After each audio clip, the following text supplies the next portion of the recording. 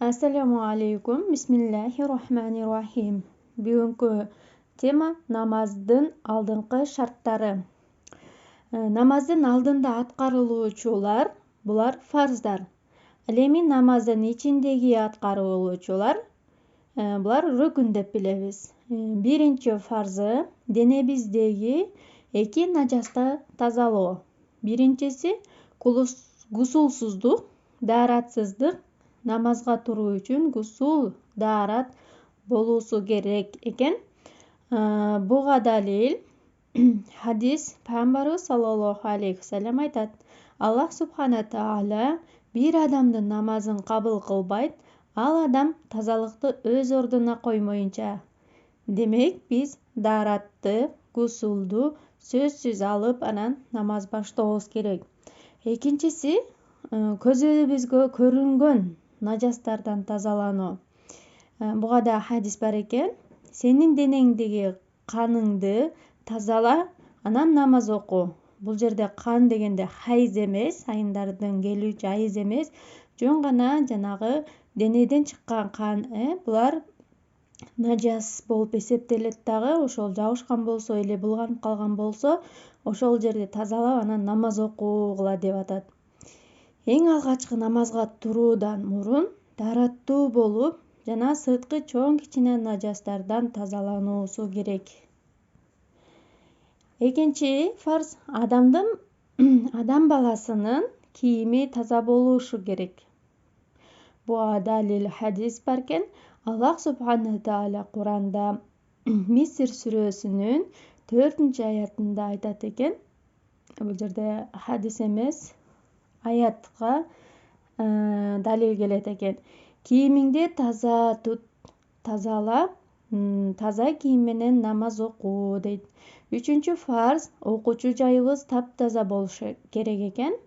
Ыйык Куранда Хадж сүрөсүнүн 67-аятында тобо, рүкү, сажда кылуу жерди,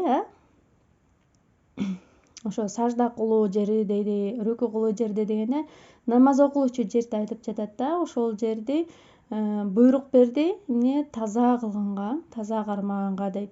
Төртүнчүсү намаздын алдын авратыңды жапкыла. Аял болобу, эркек болобу жапкыла деген экен. Аврат деген бул адамдын аябычы назик жерлери, сөзсүз жабыш керек, уяттуу жерлери.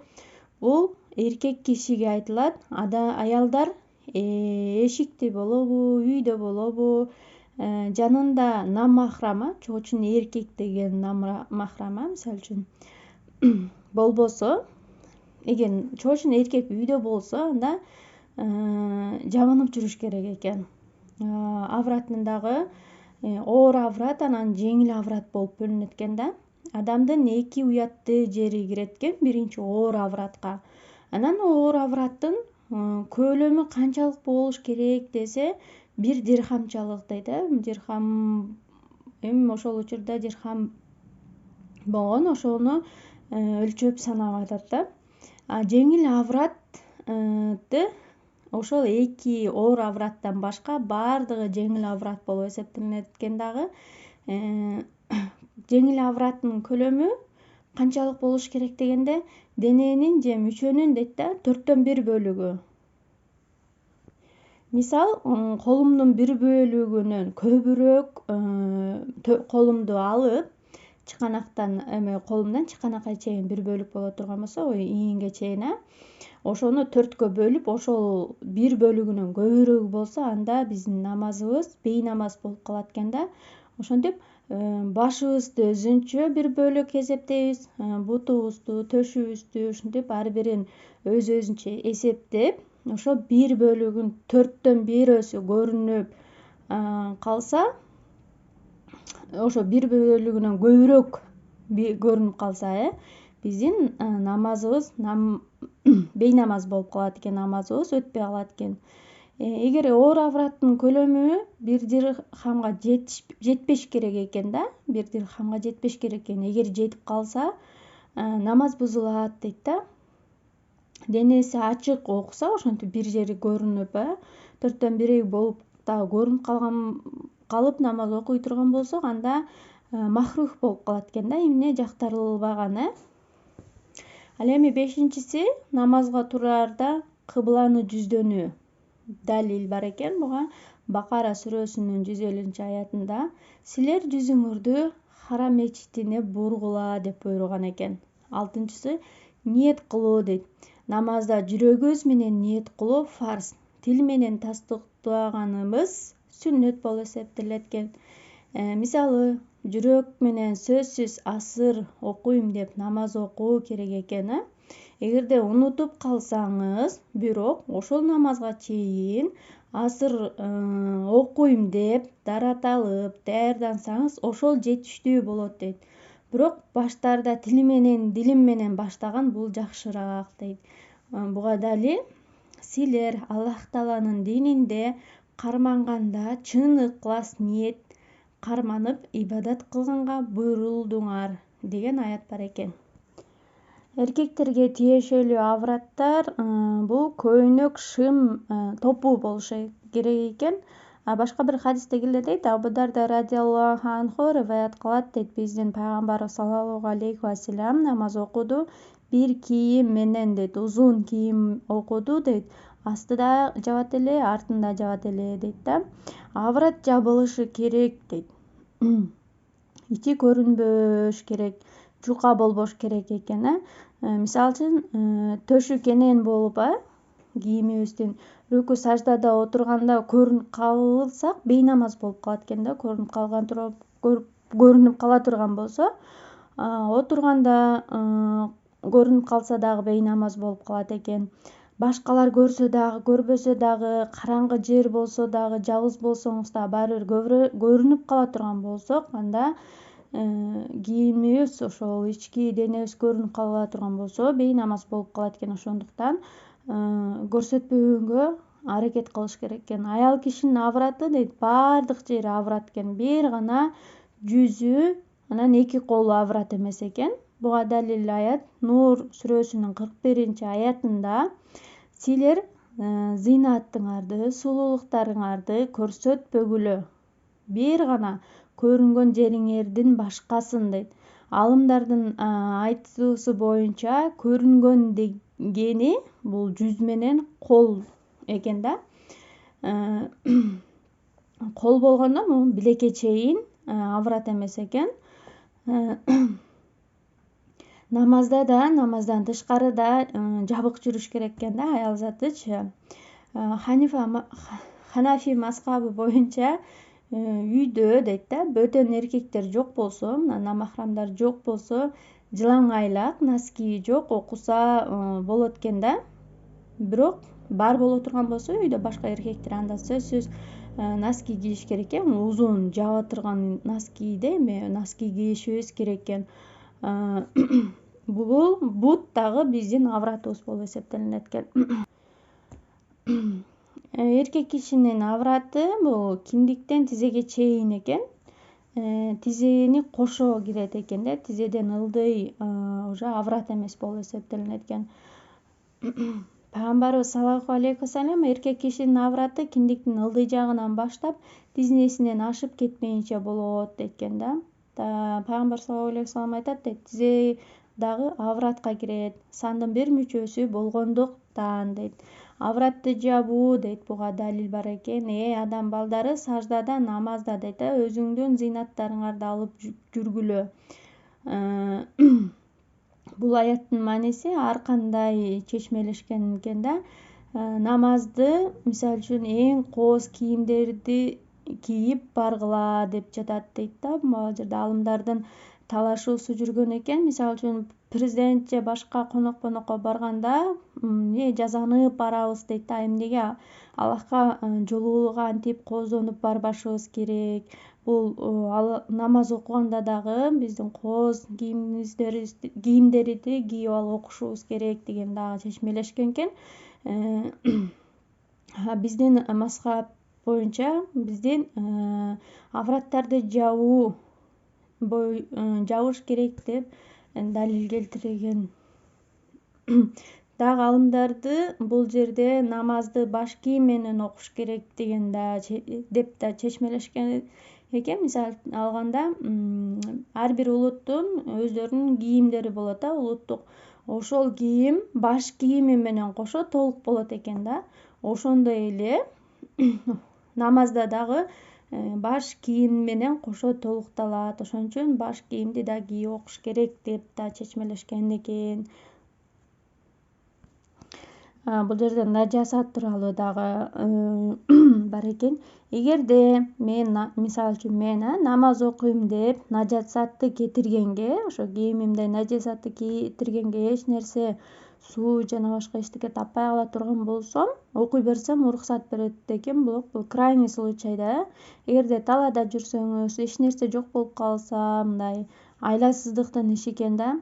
Эгерде кийим да таппай, аврат ачык болсо, намаз окубай койсо болобу десек, жок, намазды калтырбай окуш керек дейт. Окуш керек болгондуктан кантип окуйт экенбиз? Отуруп алып, ишарат кылып окуйт экенбиз. Башыбыз менен ылдый өйдө көтөрүп, мисалы үчүн рүкүдө бир аз ылдый кылабыз, саждада андан да ылдый кылабыз. Кыянга турганда түзөлгөндө кайра башыбызды өйдө кылып, эки колубузду мынтип астыбызды жаап алып, анан бут тизелердин үстүнө коюп алып, ушундай отуруп окушубуз керек экен да, намазды калтырбай. Эгерде менин кийимим толугу менен нажас болуп калса дейт, чечип коюп чыгангач, окуганча ошол кийим менен окуган жакшыраак деп айтылат экен да. Неге десе, ал кийим менен эмне рүкү сажда кыла алган үчүн, кийим жок болсо рүкү сажда кылбай эле отурган абалыбызда эле окуп бүтүрөт экенбиз. Эгерде кийимибиз толугу менен нажас болуп калса, анда аны кийип алып окуганыбыз деле болот дейт. Эми бул андай болбойт деп ниет кылалы. Кийинкиси, кимде ким Кабанын жанында жашаса, Кабаны карап окуй беришет. Мисалы үчүн Каба Меккеде ар тарапта жашашат, айланасында алар каалаган ошо Кабаны карап окуй беришет. Эгерде алыс болсо, биз сыяктуу кыбланы таап окуй беребиз, күн баткан жакты карап. Же композдордо азыр приложениялар бар эмеде, телефондордо бар, ошолорду карап окуй беребиз. Эгерде корккон болсом, жашоомо коркунуч туудурган болсом, мисалы жырткыч, карышкыр жана башка ушундай артымды карап туруп, артыман карап окуп атканда кол салса, ошол тарапты карап окусам болот экен. Биринчиси, кайсыл учурда карабай окуса болот дегенди сурагачу. Же поезд сыяктуу метродо кетип баратканда, токтогонго уруксат болбосо, жок болсо, поезд каякты карап кетип баратса, ошол жакты, мисалы үчүн автобус сыяктуу мындай такыр узак жол жүрүп, анан ошондой токтогонго мүмкүнчүлүк жок болсо, же кайыктын ичинде ошол каякты карап кетип бараткан болсо, ошол жакты карап эмне намаз окуй берет экенбиз. Анан кийинкиси, оорулуу адам болсо дагы, жанында мында Кабаны каратып чылдырганга киши жок болсо, каякты карап турган болсо, ошол тарапты карап намаз окуй берсе болот экен. Дагы чөлдө, талаада жүрөбүз. Мисалы үчүн күн бүркөк болсо, түн ичи болсо, сураганда мындай кишилер жок болсо, жанында аларыбызда билбесек, тапканга аракет кылышыбыз керек экен. Эгер таппасак, бир жерде болжолдоп, ошол жакты карап окуй берет экенбиз. Эгер окуп бүткөндөн кийин тапсак, демек биз кайра окуп бербейт экенбиз да. Буга далил келген экен хадисте. Пайгамбар саллаллаху алейхи вассаламга бир жамаат келип айтып атат дейт да. Алар кыбланы таппай калат, издешет. Анан эртеси туура эмес окугандыгын, туура эмес экендигин билишет да. Ошону айтып беришкенге Пайгамбар саллаллаху алейхи вассалам айткан экен, туура экенин, анан кайталап окуп бербештигин айтат. эми азыркы учурда жана өйдө да айтып кеткендей эле телефон бар, приложениялар бар жана башкалар менен так окуу керек экен. Эгерде ошентип таппай кылып намаз окуп баштап алсак, баштап атканда бирөө келип айтып калса, сен туура эмес окуп атасың деп, же болбосо күн чыгып калып байкап калсак, кандайдыр бир эме болуп, анда намазыбызды бузбастан эле ошол кыбла тарапка акырын бурулуп, кыямда болсо кыямда, рүкүдө болсок рүкүдө, саждада болсо сажданы акырын ошол жака бурабыз дагы намазыбызды улап кете берет экенбиз. Эгерде эч бир аракет кылбастан, кыбланы тапканга аракет кылбастан эле ушак болуш керек деп окуй берсек, анан кийин туура эмес болуп калган болсок, анда ал намазды казасын окуп берет экенбиз да. Эми кийинкиси ниет тууралуу. Ниет кылганда бир тахрима дейт. Бул такбир тахрима кандай десеңиз, Аллаху акбар деп колубузду ийинге чейин көтөрөбүз го. Ошол анан кол байлайбыз, андан кийин ошол такбир тахрима деп коет экен да. Дарат алганда ниет кылсак, бүткөн, мисалы үчүн дарат алып ниет кылабыз, дарат алып атканда азыр мисалы үчүн бешим намазын окуйм деп дарат алдык. Анан ошо дарат алгандан кийин дүйнө иштери менен алек болбосок, мисалы үчүн телефон чукулап же барка эме алек болгон болсок, анда биздин ниетибиз бузулуп калат экен да. Эгердер ибадат менен алек болсок, мисалы үчүн тишибизди месвах менен тазалап или Куран окуп ушундай болсок, анда бузулбайт экен да. Ошол бузулуп калган учурда биз эмне кылат экенбиз? Намазга турганда жаңы ниет коет экенбиз. Эмне? Бешим намазынын 4 рекет фарзын окууга ниет кылдым деп. Анан дагы ниет кылганда ар бир намазга ниет кылышыбыз керек экен. Анан ниет кылганда жүрөк менен кайсы намазыбызды окуп атканыбызды билип, анан ниет кылышыбыз барс экен да. Ниет кылууда, мисалы үчүн 4 рекет, 2 рекет деп айтпай койсок деле болот экен. Милдеттүү эмес экен, бирок кайсы намаз окуп атканыбызды айтсак жетиштүү экен. Мисалы үчүн бешим намазынын фарзын окуганга десек, ниет кылсак деле жарайт экен. Эгер бешим намазынын 4 рекет фарзын окууга ниет кылдым десек, бул жакшыраак мустахаб амалдардан болот экен. Анан тил менен айтуу дагы тастыктайт экенбиз, жүрөгүбүз менен ниет кылып, тил менен тастыктайт экенбиз да. Фарз намаздардан башка намаздарды үчүн дагы ниет кылдым, нафил намазын окууга десек деле жарай берет экен. Анын кайсыл намаз экенин айтпай унутуп кеткан болсок, ал намазыбыз жарай берет экен. Бирок ниет кылдым тахажжуд намазын 4 рекет же 2 рекет намазын окууга дей турган болсок, анда жакшыраак дейт да. Жакшы, ошон үчүн жакшысын эле кылып жүрөлү. Эгерде бирөөгө уюп окуй турган болсок, мисалы үчүн имамга уюп окуй турган болсок, бул имам Аллаху акбар деп кол көтөргөндө биз дагы ниет кылыш парз экен. Ал окуп бүткөндөн кийин деле айта берсек жарайт экен да. Бирок ал имам ниет кылганга чейин айтып койсок, анда жарабайт экен. Ниет кылып атканда дагы оозубузду кыбыратып, шыбыраганыбыз дагы туура экен. Ошо шыбырап ниет кылдым деп ичибизден эмес, тилибизди дагы келтирип, бир аз шыбыраган үн чыгарып ниет кылганыбыз жакшы. Бүгүнкү сабак ушул болду. Эң керектүү жерлерин баарын жазып, конспектлеп алыңыздар. Баарыңыздарга ийгилик. Ассаламу алейкум ва рахматуллахи баракатуху.